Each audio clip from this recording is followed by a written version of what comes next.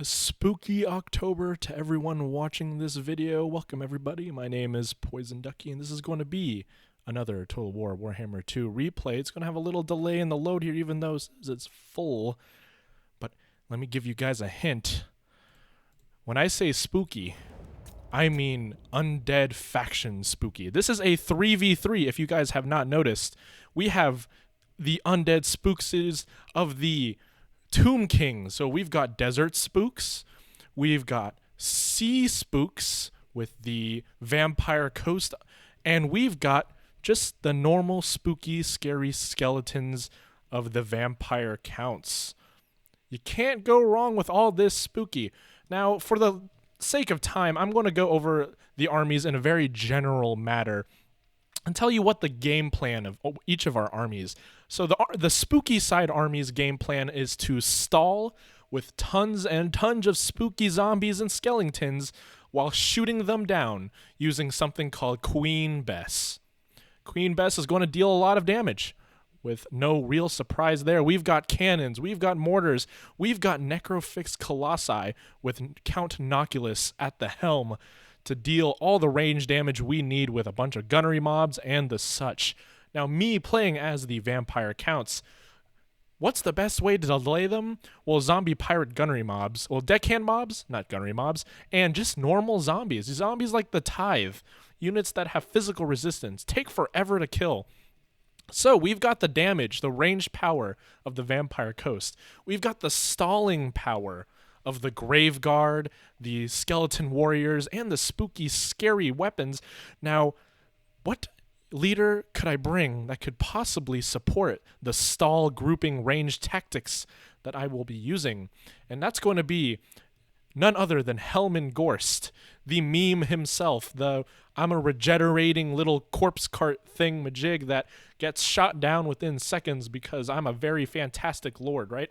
Well, at least he can summon Graveguard, so I do have that, and that's more stalling power. And if there's anything I want, it's stalling power. And my Tomb Guard friend over here is going with Ushapti. He has the killing power.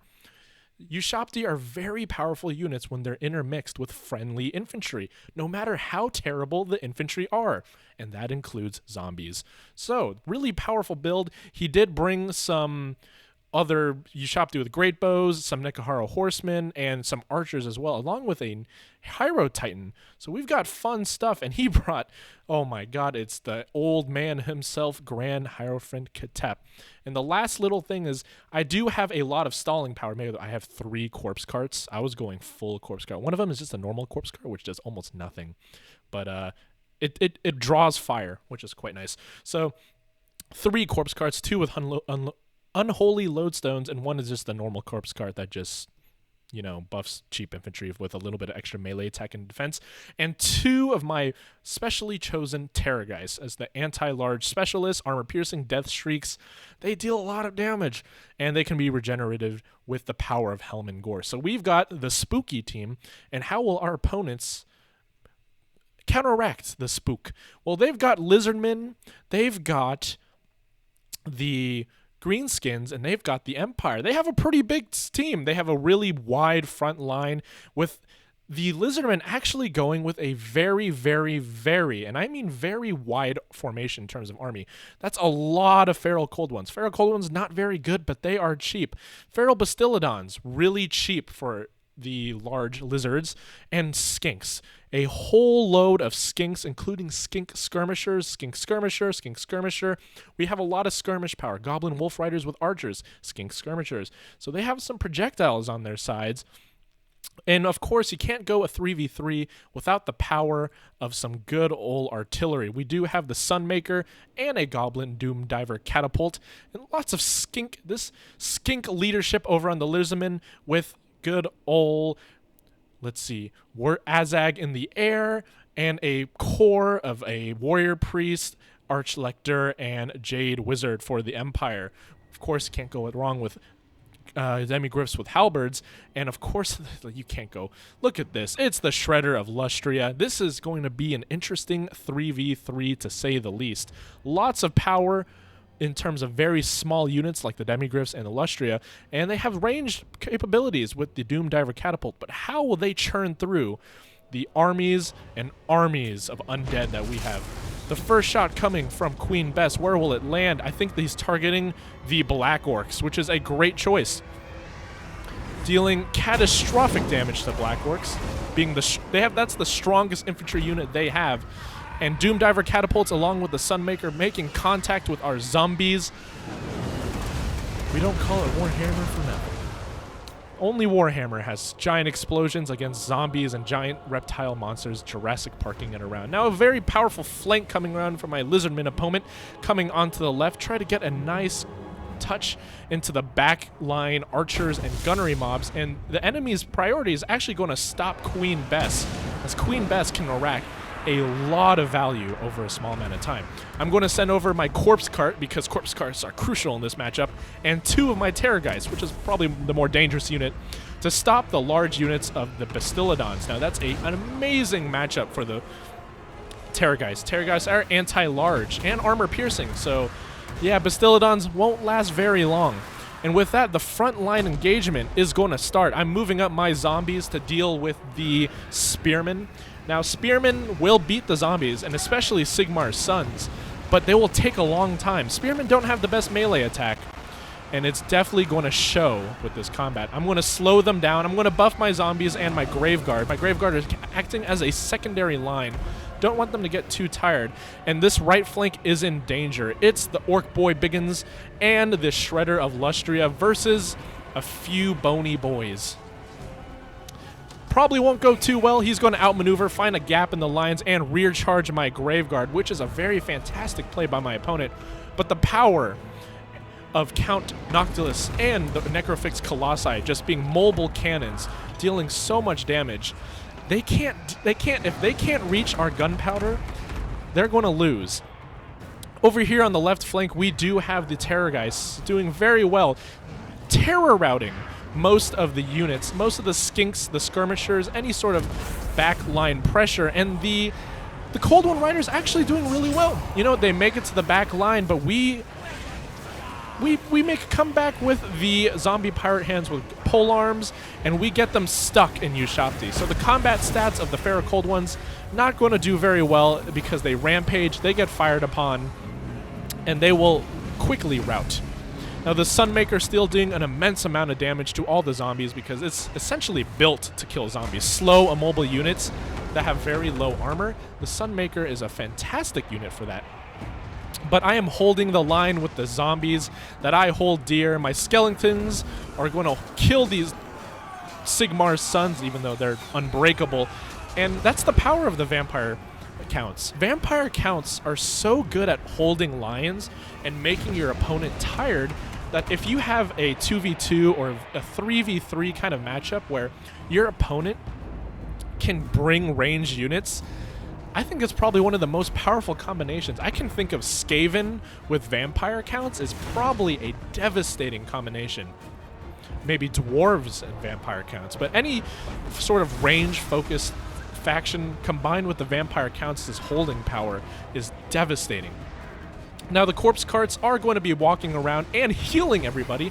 So if you guys don't know, Helman Gorst and the Unholy Lodestone on the Corpse Cart it will give regeneration to any unit standing near it, which is really nice, and it accrues a lot of value over time.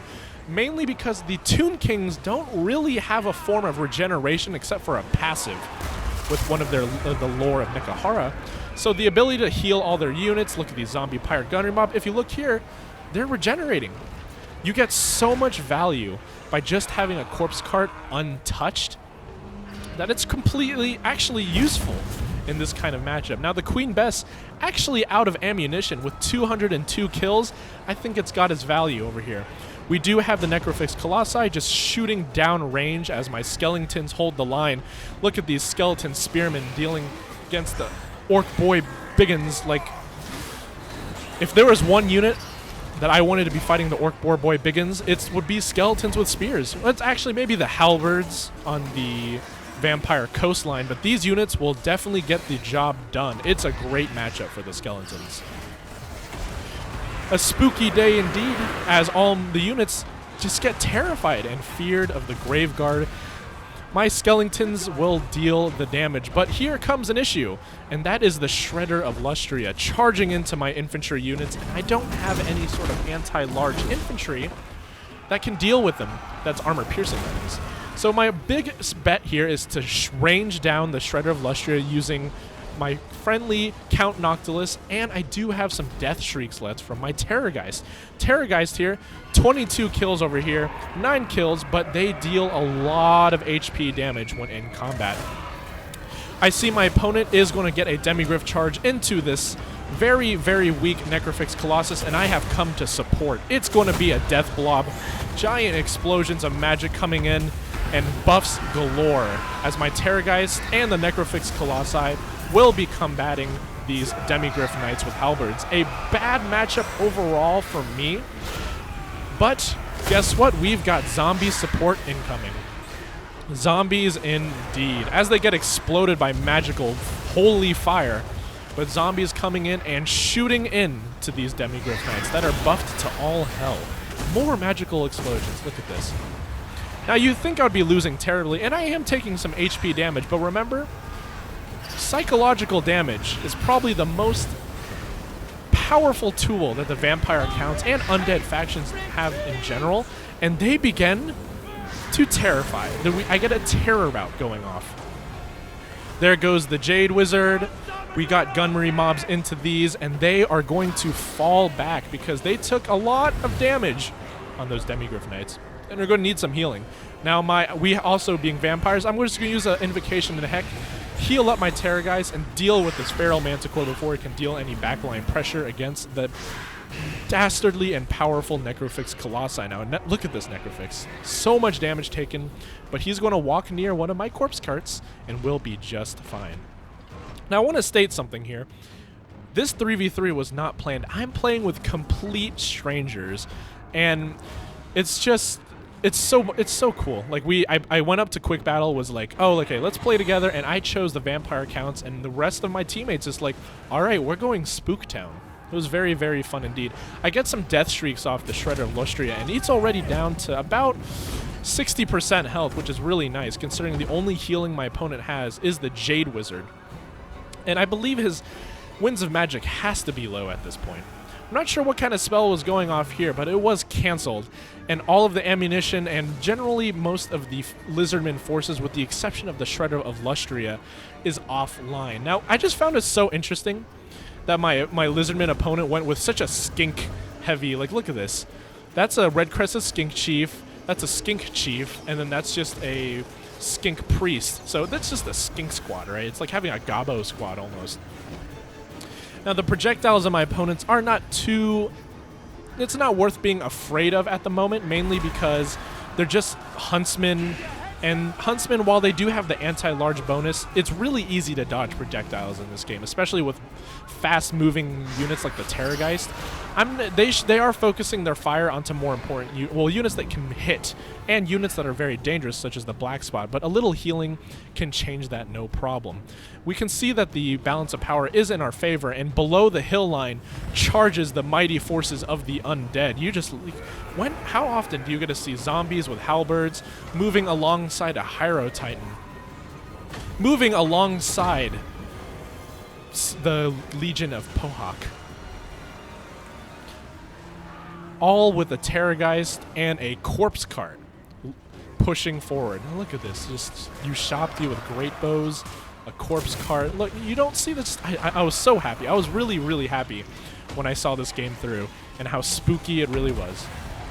Now I'm going to take my Terrorgeist, smash him into the Black Orcs. Now, if it was a Death Shriek Terrorgeist, which is the Terrorgeist that the Vampire Coast get, it would be much better, as they don't have a bonus versus large, but they do have an extra armor-piercing value. But nonetheless, it takes down the mighty and powerful Black Orcs. At this point, the only units that my opponent has that's any real danger is the Demigryph Knights and the Shredder of Lustria. And this play right here makes me think that my opponents were actually playing, they queued together. Or we're talking on Discord or something, because they group up the Shredder of Lustria along with the Demigryph Knights, drop an Earthblood so that their healing is maximized. And that's a very efficient play by them. And that really convinced me that, yeah, these guys are most definitely working together. And we, the Spooky Squad, are playing just complete randoms we found online. I just thought that was hilarious. Now, Shen's Burning Gaze coming from the Hyro Titan over here and hitting the Dread Saurian. This is such a... You don't get to see the Hyro Titan used a lot, mainly because it's just a little too slow. How many kills does this thing have? 7? Yeah, it's almost never pays for itself, but we're going to have the monster mash of the century. We've got Ushapti. We've got Necrofix Colossi.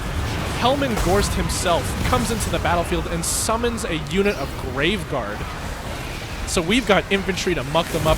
The Shredder of Lustria coming in for one last push. You can see Helman Gorst. Don't worry about me. I'm on my way, gentlemen. He's going to walk into this, apply his regeneration to everybody. The Terrorgeists are hounding on the Shredder of Lustria. How will this happen? The Skinks fall off the Howdah. We have dealt with the monster. It's the only thing left that they have are the mighty Demigryph Knights.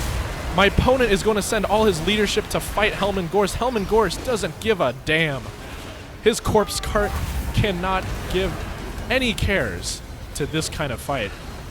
And the Monster Mash Undead Fest, I believe, are going to be victorious as the balance of power pushes into our favor and everybody routs from the spooky Oktoberfest.